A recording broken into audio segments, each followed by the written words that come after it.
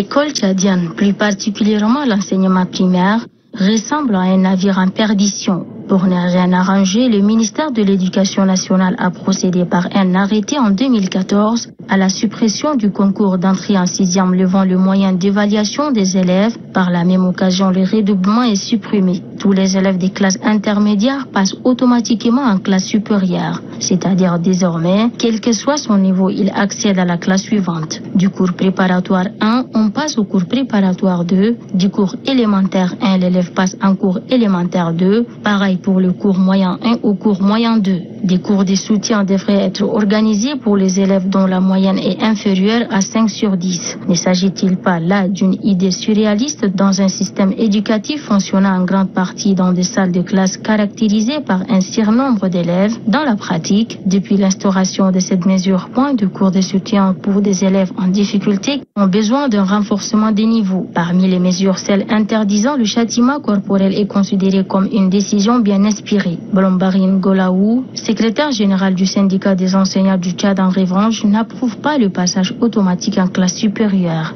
Quand on entreprend une réforme, il faut passer à une évaluation pour se prononcer sur son impact. Donc, de prime abord, je ne peux pas dire que ces réformes ont des conséquences positives ou négatives, du moment où, jusqu'aujourd'hui, on n'a pas évalué toutes ces réformes. Mais ce que je peux dire, c'est que certaines réformes, les parents ont décrié. Par exemple, le passage automatique en 6e.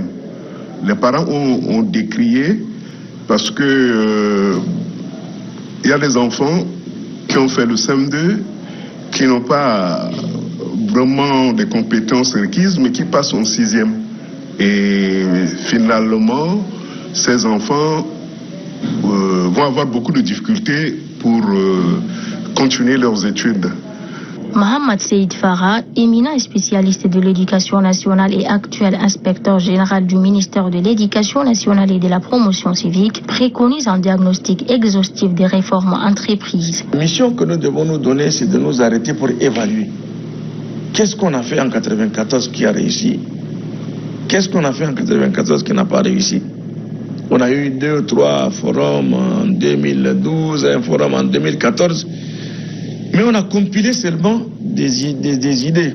Maintenant, il faut les sérier pour dire que ça a été réalisé, ça n'a pas été réalisé, et on avance. Donc, il y a plein de choses qui ont été faites, qui ont été dites. Je ne vais pas en citer une, mais en tout cas, moi, mon objectif, mon souhait, c'est d'arriver à évaluer ce que nous avons proposé. L'exécution de cette résolution, il y a des hauts et des bas. Beaucoup de gens pensent qu'il faut revenir au concours. Beaucoup de gens pensent qu'il faut revenir au certificat d'études. C'est quand même un système assez sélectif qui permet d'amener les meilleurs. Mais les effectifs, les flux, les cohortes qui arrivent, il faut trouver les moyens de les encadrer. Cette suppression du redoublement avait été décidée afin de remédier à l'abandon scolaire, estimé à 35%. C'était également un moyen de libérer entre guillemets des places puisque le redoublement contribue à gonfler les effectifs alors que l'école souffre du manque d'infrastructures et d'enseignants. Alors, ne serait-il pas préférable de construire des salles de classe et de recruter des enseignants plutôt que de supprimer le redoublement? Recherche-t-on une école qui privilégie la quantité ou la qualité?